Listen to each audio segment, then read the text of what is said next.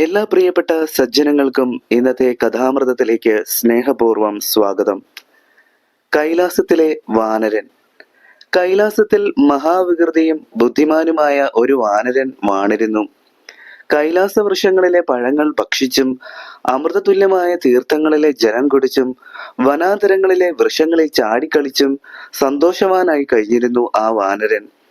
കൈലാസത്തിൽ നിറയെ കൂവള ഇലകളും കായ്കളോടും കൂടി തണലേകിയിരുന്ന ഒറ്റപ്പെട്ട ഒരു മരമുണ്ടായിരുന്നു.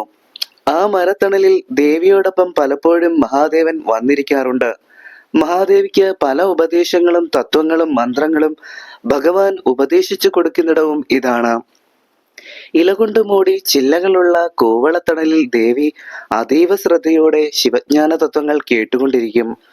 ഭഗവാൻ തന്നെ തന്നെ മറന്നുകൊണ്ട് ഉപദേശിക്കും.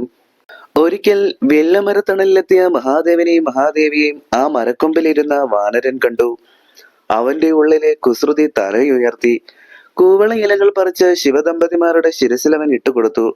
ശ്രദ്ധ ചിതറിപ്പോകുന്നതായി ദേവിക്ക് തോന്നി. അസ്വാസ്ഥ്യത്തോടെ തലയിൽ വീണ കൂവളയില കൈത്തലം കൊണ്ട് തട്ടിമാറ്റി. ദേവിയുടെ ഈർഷ്യ വാനരന് കൂടുതൽ ഉത്സാഹം നൽകി. അവൻ തുരുതുരെ കൂവളയിലകൾ പറിച്ച് ശിവദമ്പതിമാരുടെ മുകളിൽ വർഷിക്കാൻ തുടങ്ങി. ഭഗവാനാകട്ടെ പരിസരമാകെ മറന്ന് തത്വോപദേശത്തിൽ ലയിച്ചിരുന്നു. ഭഗവാന്റെ നിഷ്ഠ അലോസരപ്പെടുത്തരുതെന്ന കരുതലോടെ ദേവിയും ക്ഷമ കൈവരിച്ചു. ഭഗവാനും ഭഗവതിയും കൂവളത്തിലകളാൽ മൂടപ്പെട്ടു. ദേവിക്കുള്ളിലെ കോപാഗ്നി ഭദ്രയുടെ രൂപം കൈക്കൊള്ളുമെന്ന് മനസ്സിലാക്കിയ ഭഗവാൻ ദേവിയെ ശാന്തപ്പെടുത്തുവാനായി മൊഴിഞ്ഞു. ദേവി, നീ ജഗന്മാതാവാണ്. ജഗത്തിന്റെ കാണപ്പെടുന്നവയെല്ലാം നിന്റെ മക്കളാണ്. കൂവളത്തിന്റെ ശിഖരത്തിലിരിക്കുന്ന വാനരനും നിന്റെ സൃഷ്ടി തന്നെ.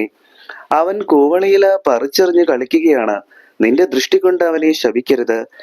ഭഗവാന്റെ കരുണാപൂർണമായ അരുളപ്പാട് കേട്ട ദേവി വാനരന് വിവേകമുണ്ടാകട്ടെ എന്ന് കരുതി അവന്റെ നേരെ തൃക്കൺ പാർത്തു. ആ നിമിഷം വാനരൻ തന്റെ തെറ്റു തിരിച്ചറിഞ്ഞു. കുസൃതിയും കളിയും കൂടിപ്പോയതായി തോന്നിയ വാനരൻ പശ്ചാത്താപ വിവശനായി മരത്തിൽ നിന്നിറങ്ങി. കൈകൾ കൂപ്പിക്കൊണ്ട് ശിവദമ്പതിമാരുടെ മുമ്പിൽ ചെന്ന് സാഷ്ടാംഗം നമസ്കരിച്ചുകൊണ്ടവൻ അപരാധത്തിന് മാപ്പപേക്ഷിച്ചു. ദേവി മന്ദസ്മിതം പൂണ്ടി അരുളി ചെയ്തു: ഒരു കൂവളയില സമർപ്പണ ഭക്തിയോടെ അർപ്പിക്കുന്നവന്റെ അഭീഷ്ടങ്ങളെല്ലാം ഞാൻ പ്രദാനം ചെയ്യും. അർപ്പണമോ ഭക്തിയോ ലവലേശമില്ലാതെയാണ് നീ കൂവളത്തിലകളാൽ എന്നെയും ശിവനെയും മൂടിയത്. എങ്കിലും അതിന്റെ പുണ്യം നിനക്ക് തീർച്ചയായും ഉണ്ടാകും. നിന്റെ ദുഷ്കർമ്മങ്ങൾക്ക് പൂർവജന്മ പാപങ്ങൾക്കും അറുതി സംഭവിക്കണമെങ്കിൽ ഭൂമിയിൽ പിറവിയെടുക്കണം. അതുകൊണ്ട് കൈലാസം വിട്ട് നിനക്കിനി ഭൂമിയിലേക്ക് പോകാം. വാനരൻ നിറകണ്ണുകളോടെ ദേവിയുടെ തൃപ്പാദത്തിൽ വീണ് നമസ്കരിച്ചു. അവിവേകിയായ എനിക്കമ്മ തൃക്കൺ കടാക്ഷത്തിലൂടെ വിവേകം പ്രദാനം ചെയ്തു. കൈലാസ സന്നിധി വിട്ട് ഞാൻ ഭൂമിയിൽ പിറവി കൊണ്ടാൽ തിരിച്ചിവിടെ വരാനുള്ള ഭാഗ്യം ഒരിക്കലും സിദ്ധിക്കില്ല. എന്റെ തെറ്റിന് മാപ്പ് നൽകണേ. സത്കർമ്മമായാലും ദുഷ്കർമ്മമായാലും അതിന്റെ ഫലങ്ങൾ അനുഭവമാകുന്നത് ഭൂമിയിൽ മാത്രമാണ്. കർമ്മനാശം വരുവോളം ഭൂമിയിൽ ജീവിച്ച ശേഷം നിനക്ക് കൈലാസത്തിലേക്ക് തന്നെ തിരിച്ചു വരാം. ദേവിയുടെ വാക്കുകളിൽ ആശ്വാസം പൂണ്ട വാനരൻ മഹാദേവന്റെ തൃപ്പാദത്തിൽ വീണു വണങ്ങി. കാപട്യം നിറഞ്ഞ ഭൂമിയിൽ പറക്കാൻ തീരെ താല്പര്യമില്ലാത്ത വാനരനെ ആശ്വസിപ്പിച്ചുകൊണ്ട് ഭഗവാൻ മൊഴിഞ്ഞു: ഒരു രാജവംശത്തിൽ നീ പിറക്കും. മഹാസാമ്രാജ്യാധിപതിയായി വാഴും. ഭഗവാന്റെ കാരുണ്യത്താൽ മതിമറന്ന വാനരൻ നിറകണ്ണുകളോടെ തന്നെ ഭഗവാനോട് അഭ്യർത്ഥിച്ചു: പ്രഭോ, ഭൂമിയിൽ മനുഷ്യനായി സാമ്രാജ്യാധിപതിയായി പിറക്കുമ്പോഴും അടിയന് വാനരമുഖം തന്നെ ഉണ്ടായിരിക്കണം. എന്റെ പ്രതിബിംബം കാണുമ്പോഴെല്ലാം കൈലാസത്തിലെ വാനരജന്മം ഞാൻ സ്മരിക്കണം. ദേവീ സമേതനായ ഭഗവാനെ സദാ ധ്യാനിച്ചു കഴിയുന്ന ഒരു ജന്മമായിരിക്കണം എന്റേത്. ക്ഷിപ്രപ്രസാദിയായ ഭഗവാൻ അവന്റെ ആഗ്രഹമെല്ലാം സബലീകൃതമാകുമെന്ന് അനുഗ്രഹിച്ചു.